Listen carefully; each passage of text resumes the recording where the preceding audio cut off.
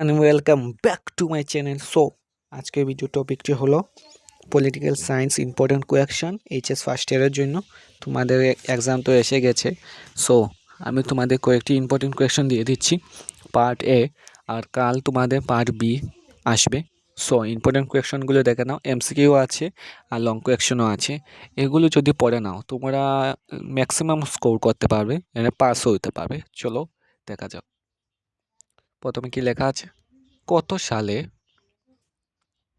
Part এ থেকে রাজনৈতিক তত্ত্ব, কত সালে আসাম চুক্তি স্বাক্ষরিত হয়েছে এটা এমসিকিউ লিখবে।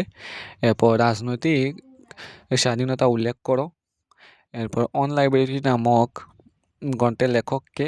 এরপর অর্থনৈতিক স্বাধীনতা মানে অভাবযুক্ত স্বাধীনতা এইরকম। এরপর স্বাধীনতা কোন অনুচ্ছেদের মধ্যে আইনের চোখে সকল সমান ও 12 অনুচ্ছেদে। এরপর ফরাসি বিপ্লব কত সনে হয়েছিল? 1789 সালে। এরপর ভারত এমজেনেরেগা আইআরডিপি কার্যসূচি কত প্রকার ন্যায় প্রতিষ্ঠিত জন্য চালু করা হয়েছে? এটা হবে অর্থনৈতিক ন্যায়। এরপর তোমাদের কি আছে দেখে নাও। এরপর তোমাদের আসছে দ্য থিওরি অফ জাস্টিস গ্রন্থের লেখককে প্লেটো। এরপর অপরের কাজে হস্তক্ষেপ না করে নিজের কাজে সুচারুরূপে সম্পন্ন করা কি ন্যায় বলে? এটা কার উক্তি? জন স্টুয়ার্ট মিল। সো 2 মার্কসের কোয়েকশনগুলি তোমরা দেখে নাও কি লেখা আছে। যে কোনো দুটি পৌর অধিকার উল্লেখ করো। এরকম খুবই সিম্পল কোয়েকশন আসবে তোমাদের আপকামিং ফাইনাল এক্সামে। এবার আধুনিক রাজনৈতিক তত্ত্বে যে কোনো দুটি বৈশিষ্ট্য, এমনি ন্যায়ের যে কোনো দুটি মৌলিক নীতি। ইতিবাচক স্বাধীনতা বলতে কি বোঝো? মুক্ত বাজার অর্থনৈতিক দুটি সুবিধা লেখো। সমর্থতা অর্থ লেখো। ন্যায়ের যে কোনো দুটি সংজ্ঞা। এবার তোমার 4 মার্কে 4টি কোয়েকশন আসবে, দেখে নাও।